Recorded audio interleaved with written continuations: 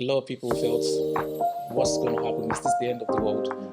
Okay. Hi, my name is Alicia and this is Alicia's Journal. Today we have a very special guest. This is Dr. Tunde Kukoyi. And so Dr. Tunde is a cardiologist. Welcome, Dr. Tunde. Thank you for having me, Alicia. Thank you. Hello, everyone.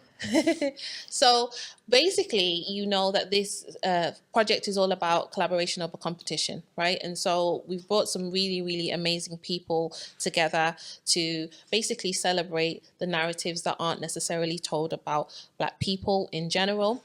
And so we wanted to get an opportunity to hear a bit about you.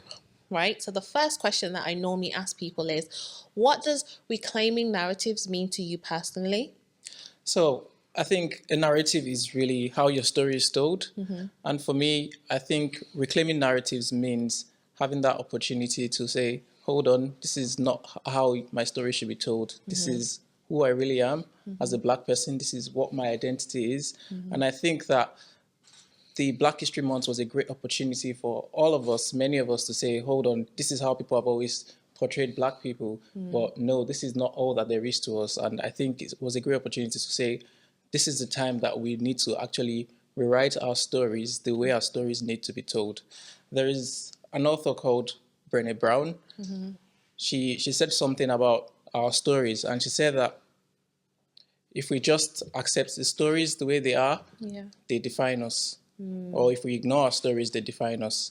But when we actually own our stories, then we can write a brave new ending. And I think for many of us as Black people, I think Black History Month last year and every day of our lives is an opportunity for us to actually rewrite a brand new ending when we own our stories. Wow, I love that. That's really, really powerful.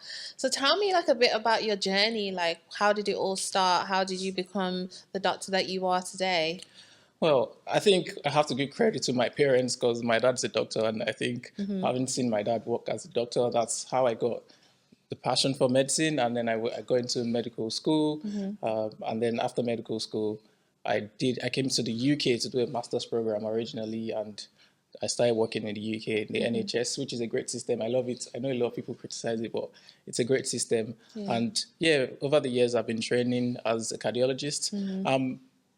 I'm going to finish in a year's time. I'll be a fully qualified cardiologist, but that's what I'm doing now. Oh, brilliant. That's Thank you. absolutely brilliant.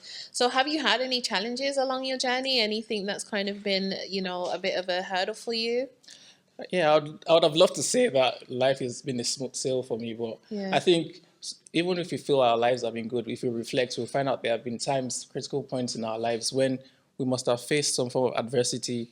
I think one I can think of is when I was in medical school. It was just like 2 months to the end of our program. And then, because I was back in Nigeria then, there was a strike action that seemed indefinite and everyone just lost interest, everyone lost hope. But I think it was during that time that some way, somehow, I learned the gift of persistence. I found motivation. I set up a non-governmental organization at the time. And it just brings to mind that in every adversity, there is a seed of opportunity. So at the end of the 6 months strike, I think I felt like a better person. And the other time that I would say there was adversity, and everyone can relate to this, is COVID. COVID was something that kept us all indoors. A lot of people felt, what's going to happen? Is this the end of the world? And I felt it at the time as well. But for me, I'd never had so much time to myself. Before, I work like 6 days a week, sometimes 7 days a week, nights, but I never had so much time to myself. And that was the time I was like, oh, this is the opportunity you've always been looking for. And I wrote a book during COVID. That's the book here. The Illiterate Professional. Yeah. How to be successful and fulfilled in your life and career. So tell me a little bit about your book. Well, so this book is kind of like a story of myself because, as you probably know now, I'm a doctor, and yes, I'm a qualified professional. Yes. But when I go into the UK, that's when I realized that life as I had always known it is not all that there is to life. I never knew some things like credit score, and I was like, what's this all about? And then I had to start learning and relearning, and that's why I said, oh, I think I'm a professional, but I'm the illiterate professional, because there's a lot that I need to learn about. I knew so much about the world, but I felt like I didn't know a lot about myself. And it took me on a journey of reflection. And that's how I learned so many things, even about finances, even about health, even about giving back to people.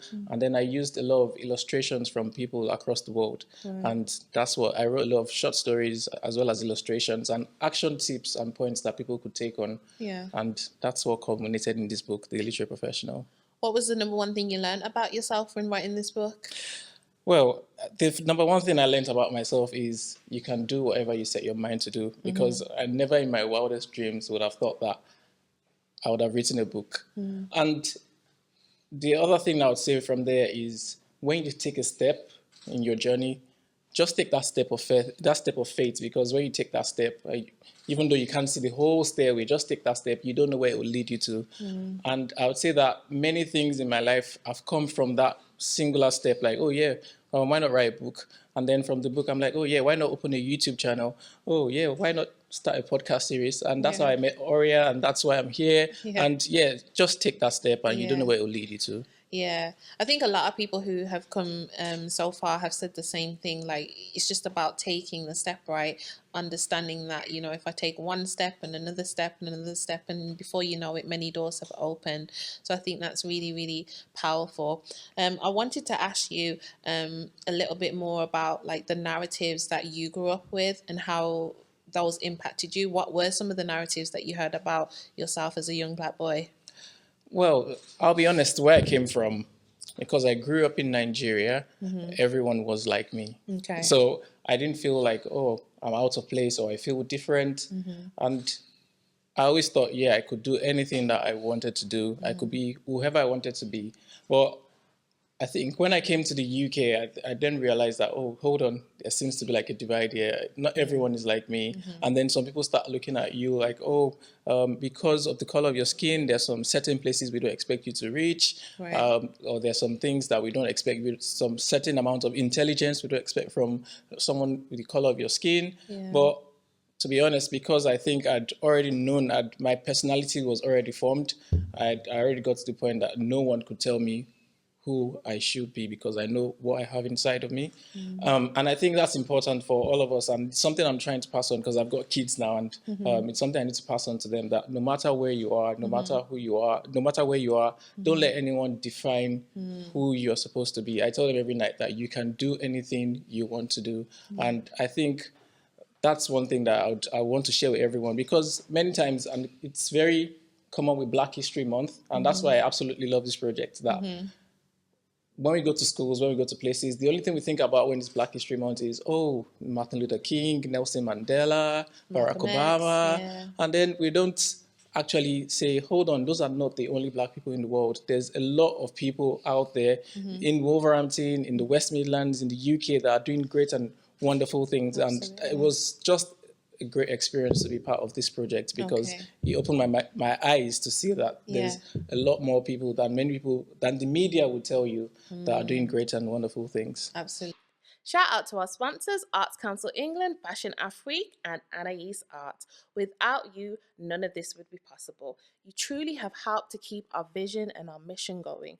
Also, if you're an individual or organization that would like to collaborate with us and you believe in collaboration over competition, then email us at blackhistoryproject2025@gmail.com.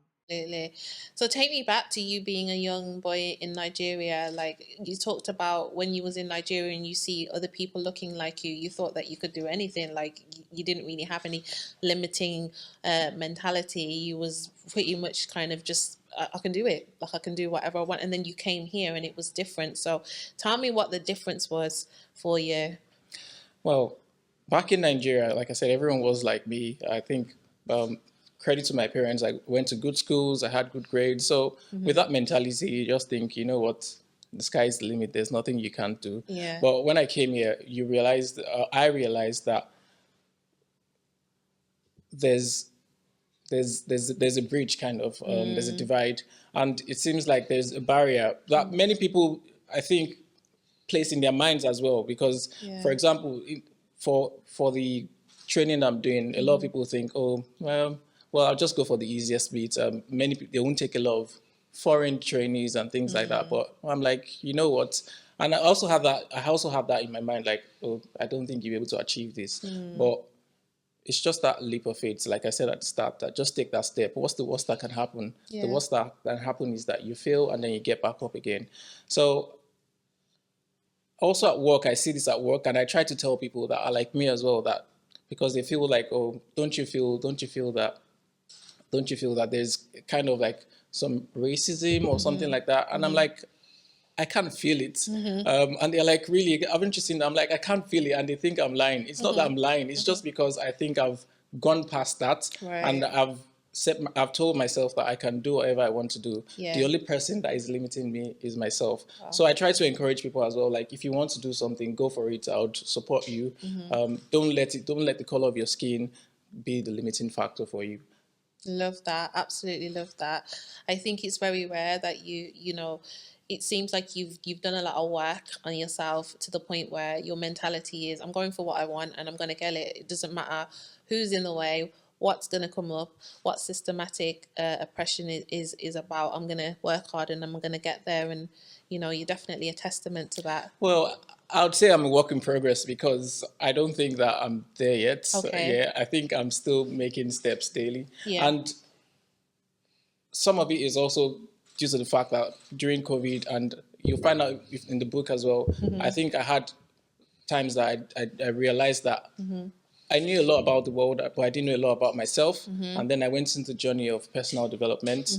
And for example, I wasn't a very, very good, I wouldn't have done this interview that I'm doing with you today, but I joined a group called Toastmasters. Okay. And I don't know if you've heard about Toastmasters, but it's for people that want to improve their public speaking skills. Oh, okay. And I joined the group, and from there, I've been there for over 5 years. Yes. I've actually developed the ability to speak in front of people, to speak in front of a camera. I would not be able to do this. So I tell people, like, you need to work on yourself, work on yourself daily, because the personal development is the only guarantee that your tomorrow will be better than today. If you keep working on yourself, your tomorrow will definitely be better than today. I love that. That's really, really powerful. Thank you. So tell me about your experience on the project overall, like from the moment we had the photo shoot up into us even sitting down having this interview today. Can you tell me how that's impacted you in any way? So like I said at the start, I think this project I think in a way it's actually reclaiming the narrative. For many of us, we think that Black History Month should only be celebrated in October or something like that.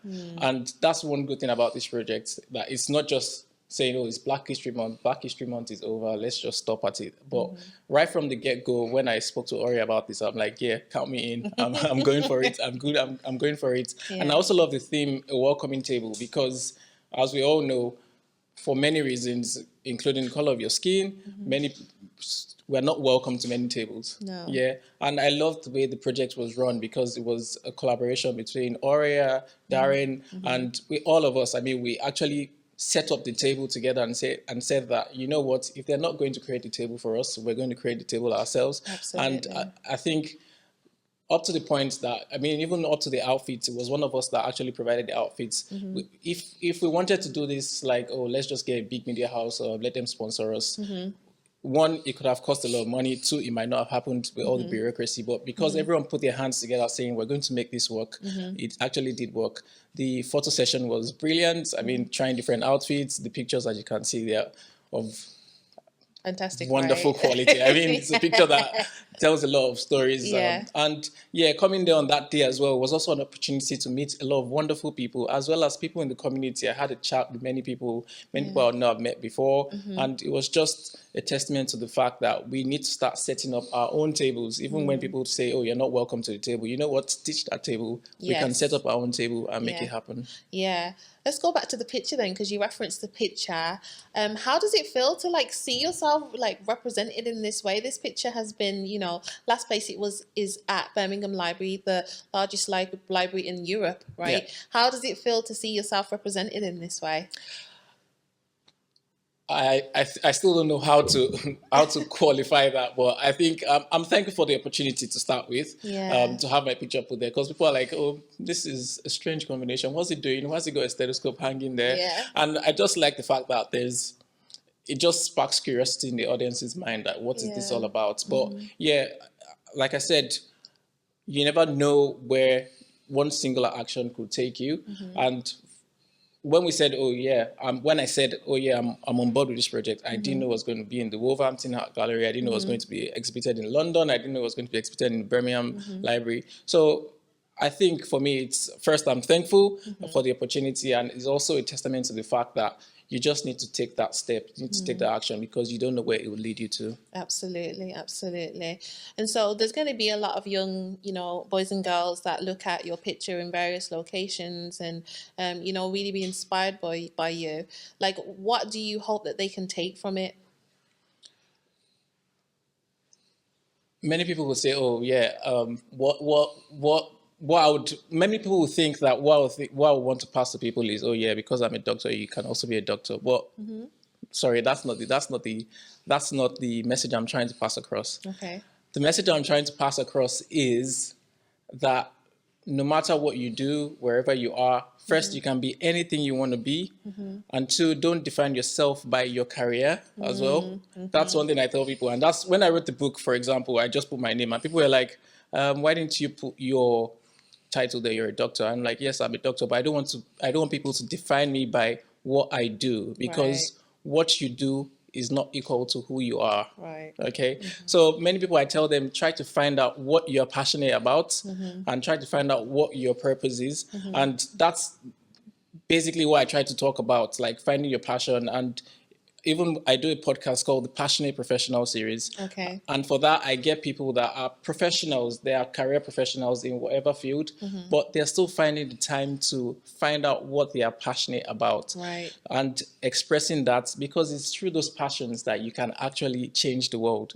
There was a nurse, she's a palliative care nurse, that actually wrote about the 5 regrets of dying people. And the first thing at the top of it was that most people had the regrets that they did not actually have the opportunity to live the lives that they wanted to live, instead of living the lives that people expected them to live. So when I tell young people, I tell them, yes, you can be anything you want to be, go for the career, but don't neglect your passions, because a career is going to end at some point, but your calling is what you are. Your calling doesn't end when you're 65, when you're 68. Find the time to find out what you're passionate about and make sure you live out that passion. Now I have to ask you, what is your passion? What are you passionate about? So I've got many passions. I'm passionate about leadership. Yeah. And I'm passionate about communication and public speaking. And that's why I'm a member of Toastmasters Club. Yes. And I'm also a member of the John Maxwell Leadership Team. And when I find opportunities to jump into leadership, I do it. Yeah, because I think it gives me drive. And I'm also passionate about children. I love spending time with children. Okay. Yeah, if you see me playing with children, you think like it's my calling. And those are the things I'm passionate about. And for many people, I tell them that your passions don't have to stay the same. Your passions can change as you grow older, but make sure that you're squeezing that juice out of life every step of the way. Absolutely, absolutely. And I guess the question that I have for you is, like, how do you think projects like this can influence the communities in general? Yeah, I think projects like this are a wake-up call to the community. Like I said, Black History Month is not just about Martin Luther King, Barack Obama. Black History Month is about you. You need to start rewriting your story. And you don't have to wait till Black History Month. Every day you go out there, define yourself and make sure that you step out in your authenticity and in your integrity, that this is who I am. Don't let people tell you, oh, because you're Black, you should do this. Because you're Black, because you're Black, you shouldn't feel depressed. Because you're Black, you should not be able to voice out. Because you're Black, you should just sit at the back of the room. Every day of your life, you're writing a story, and we can keep writing the stories. It doesn't have to stop with this project. Every time there's something like this, I'm always glad to be a part of it, because that is how we can change the world. Absolutely. I normally ask people what their final words are, but I think you did it. I feel like you've summed it up really, really nicely, and it's been an absolute pleasure speaking to you, and I wish you nothing but the best moving forward. Thanks, Alicia. Thank you so much. That is it, guys. If you would like to purchase Dr. Tunde's book, The Illiterate Professional, all the details will be in the description box below, and I will also make sure you have his details to contact him. So thank you very much. Take care. See you soon. Bye-bye. Bye, everyone.